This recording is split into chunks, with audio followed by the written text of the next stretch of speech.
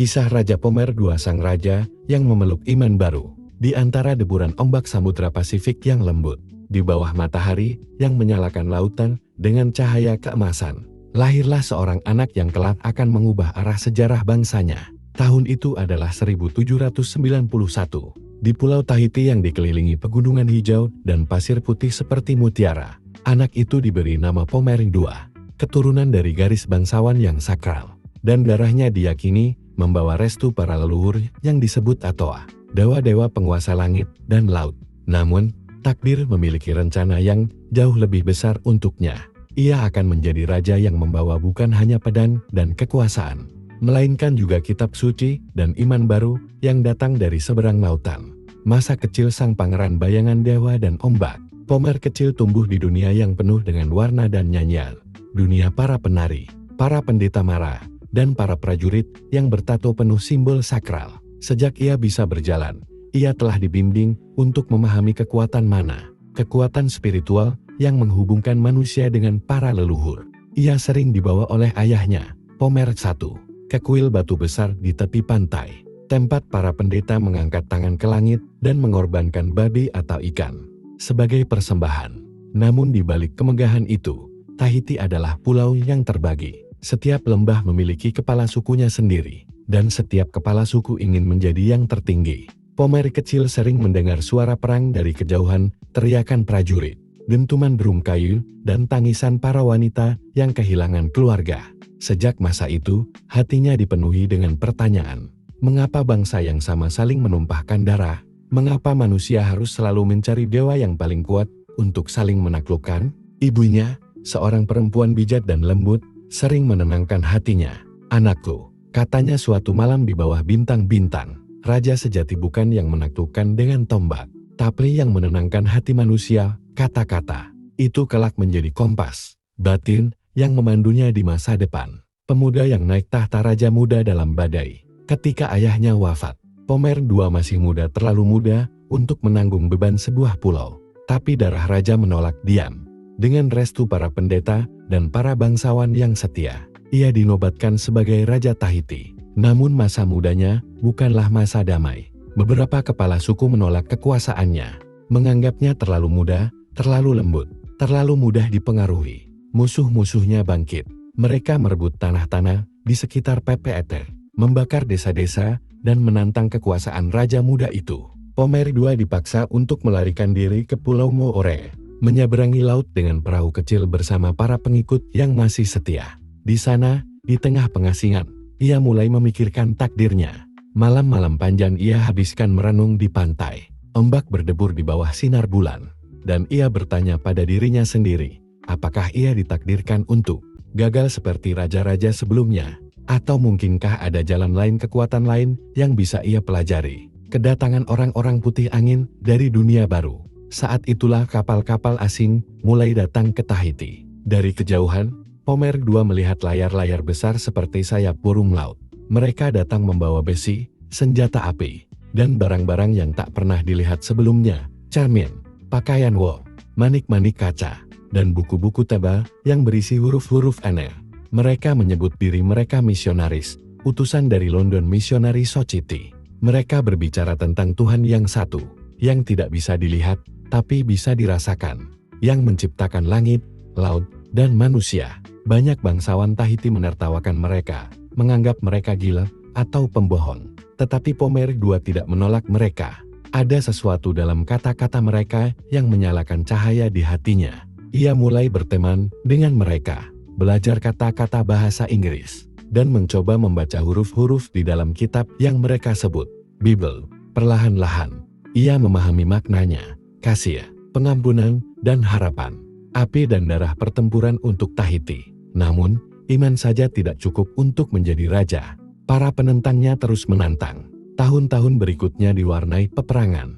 Pomer II mengumpulkan pasukan dan sekutu-sekutunya. Ia mendapatkan senjata api dari bangsa asing.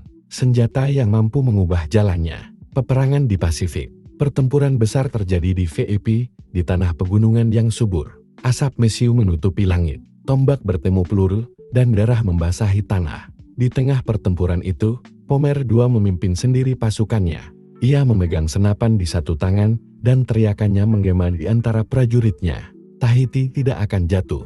Tuhan bersama kita. Kemenangan pun tiba. Musuh-musuhnya melarikan diri. Dengan kemenangan itu, Pomer II mengukuhkan dirinya sebagai penguasa tunggal Tahiti. Untuk pertama kalinya dalam sejarah, pulau yang terpecah itu bersatu di bawah satu mahkota. Raja Kristen pertama di Samudra Pasifik. Setelah kemenangan itu, Pomer II merasa waktunya tiba untuk mengubah arah bangsa. Ia meminta para misionaris untuk membaptisnya. Maka pada tahun 1812, di tepi pantai yang diterangi matahari pagi, sang raja muda dibaptis di hadapan rakyat dan bangsawan.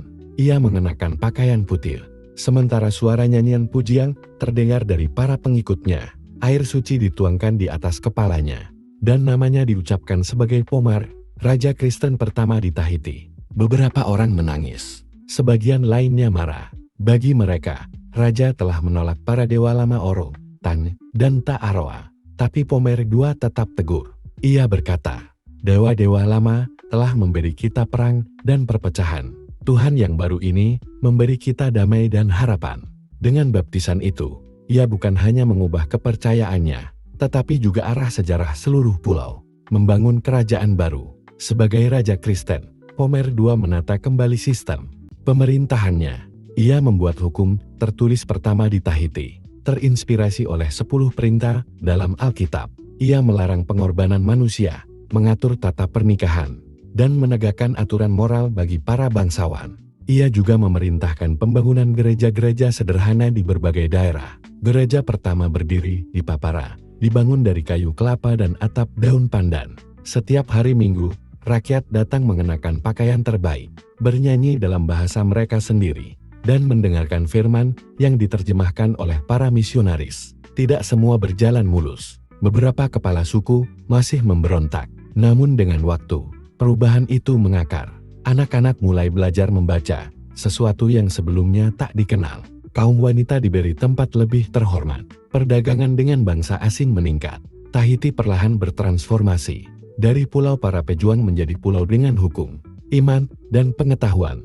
Raja yang menjadi guru. Pada tahun-tahun terakhir hidupnya, Pomer II berubah dari seorang pejuang menjadi seorang guru bagi rakyatnya. Ia mengunjungi desa-desa, berbicara dengan para kepala suku, dan mendorong mereka untuk belajar membaca serta memahami kitab suci. Ia sering duduk bersama para misionaris, membahas ayat-ayat dan menulis peraturan baru dengan tinta yang dibawakan dari Inggris. Ia juga mulai menyadari arti sejati dari kekuasaan.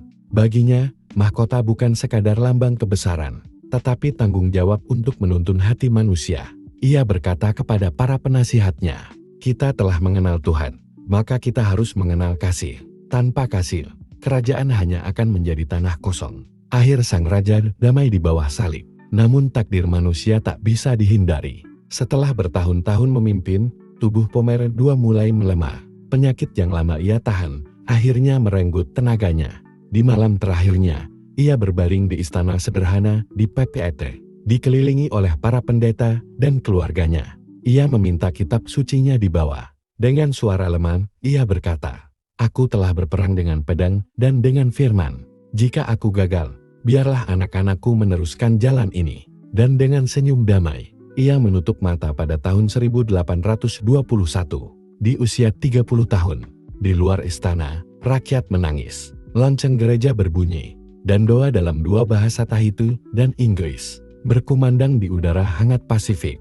Warisan dan abadi, Pomer II tidak hanya dikenang sebagai raja, tetapi juga pembangun jembatan antara dua dunia lama dan dunia baru. Ia membawa bangsanya keluar dari masa perang menuju masa hukum dan pendidikan. Ia membuka jalan bagi generasi setelahnya untuk mengenal dunia modern tanpa kehilangan jati diri Polinesia. Keturunannya melanjutkan dinasti Pomer hingga akhir abad ke-19. Gereja-gereja yang ia bangun masih berdiri, dan kisahnya masih diceritakan dalam lagu-lagu rakyat Tahiti. Di antara mereka, nama Pomer II berarti raja yang mengubah langit, karena di masanya, bahkan bintang-bintang seolah berpindah arah mengikuti cahaya iman baru. Tindakan dan pencapaian penting Raja Pomer II. 1. Menyatukan Tahiti yang sebelumnya terpecah menjadi kerajaan tunggal. 2. mengalahkan lawan politiknya dalam pertempuran Fei, dan mengamankan tahta. 3. Menjadi raja Kristen pertama di seluruh kepulauan Pasifik. 4. Menghapus praktik pengorbanan manusia dan ritual kekerasan. 5. Mendirikan hukum tertulis pertama di Tahiti berdasarkan nilai moral Alkitab. 6. Mengembangkan pendidikan dan literasi melalui dukungan terhadap misionaris. 7. Membuka hubungan dagang dan diplomatik dengan bangsa Inggris dan Eropa. 8. Mendirikan gereja-gereja pertama dan menanamkan kehidupan spiritual baru bagi rakyatnya.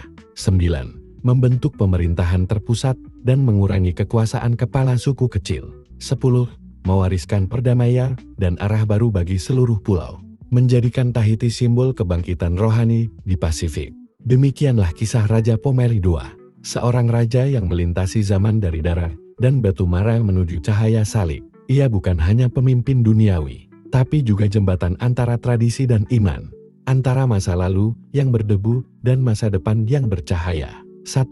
Menyatukan Pulau Tahiti. Sejak muda, Pomeri II berjuang menyatukan berbagai suku yang saling berperang di Tahiti. Dengan keberanian, strategi, dan dukungan rakyat, ia akhirnya berhasil menegakkan kekuasaan tunggal di seluruh pulau, menciptakan masa damai dan stabil setelah bertahun-tahun kekacauan. 2. Menjadi raja Kristen pertama di Pasifik.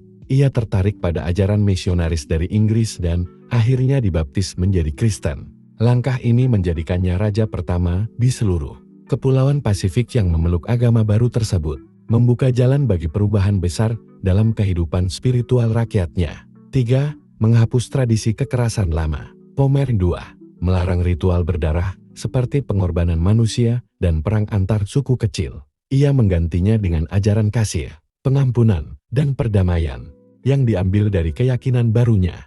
4. Membuat hukum dan tatanan baru. Ia memperkenalkan hukum tertulis pertama di Tahiti yang didasarkan pada ajaran Alkitab.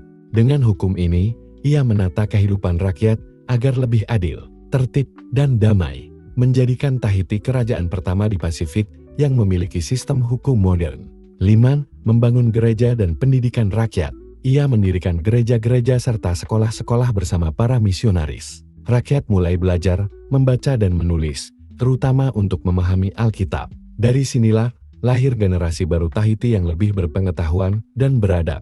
6. Membangun hubungan dengan bangsa asing. Pomeri II menyadari bahwa kekuatan bangsa-bangsa Eropa bukan hanya pada senjata, tetapi juga pada pengetahuan dan teknologi. Ia menjalin hubungan baik dengan Inggris, terutama dengan para misionaris dan pedagang. Melalui hubungan ini, Tahiti mulai mengenal barang-barang baru, seperti pakaian kain, senjata api, dan cara bercocok tanam yang lebih efisien. Ia juga belajar diplomasi, bagaimana menjaga kehormatan bangsanya sambil tetap mendapatkan manfaat dari dunia luar. 7. Menegakkan kehidupan moral baru. Setelah menjadi Kristen, Pomeri II berusaha memperbaiki moral rakyatnya. Ia melarang pesta-pesta liar, minuman keras, dan kekerasan dalam keluarga. Ia menekankan pentingnya kesetiaan dalam pernikahan dan tanggung jawab sebagai orang tua. Dengan teladan pribadi, ia menunjukkan bahwa menjadi raja berarti menjadi pelayan bagi rakyat dan bagi Tuhan. 8. Menciptakan perdamaian antar pulau. Pomeri II tidak hanya fokus pada Tahiti, tetapi juga berusaha menjalin perdamaian dengan pulau-pulau tetangga seperti Moorea dan Raiatea. Ia mengirim utusan, menawarkan aliansi, dan mengajak para kepala suku lain untuk meninggalkan perang lama. Berkat kebijaksanaannya, kawasan Polinesia Tengah menikmati masa damai yang jarang terjadi sebelumnya. 9. Menjadi pelindung para misionaris dan ilmu pengetahuan. Ia memberi perlindungan penuh kepada para misionaris dari ancaman bangsawan lama yang masih menentang perubahan. Pomeri II percaya bahwa pendidikan dan ajaran baru dapat memperkuat bangsanya. Karena itu, ia memberikan lahan dan tenaga rakyat untuk membangun sekolah, menerjemahkan Alkitab ke bahasa Tahiti, dan menciptakan tulisan lokan agar rakyat bisa belajar membaca. 10. Meninggalkan warisan kekal bagi bangsanya. Ketika ia wafat pada tahun 1821, seluruh Tahiti berduka. Namun warisan yang ia tinggalkan tidak hilang bersama tubuhnya. Ia meninggalkan kerajaan yang bersatu, beriman, dan memiliki sistem pemerintahan yang tertata. Iman Kristen tetap menjadi bagian dari kehidupan rakyat Tahiti hingga kini, dan dinasti Pomer yang ia bangun bertahan sampai masa kolonial Prancis. Kesimpulan akhir, Raja Pomer II bukan hanya seorang penguasa, tetapi juga seorang pembaharu sejati. Dalam usia yang singkat, ia berhasil mengubah Tahiti dari pulau yang terpecah oleh perang menjadi kerajaan yang damai, berpendidikan, dan beriman. Ia adalah simbol peralihan dari masa kegelapan menuju terang. Raja yang menjadikan iman dan ilmu sebagai senjata terkuatnya.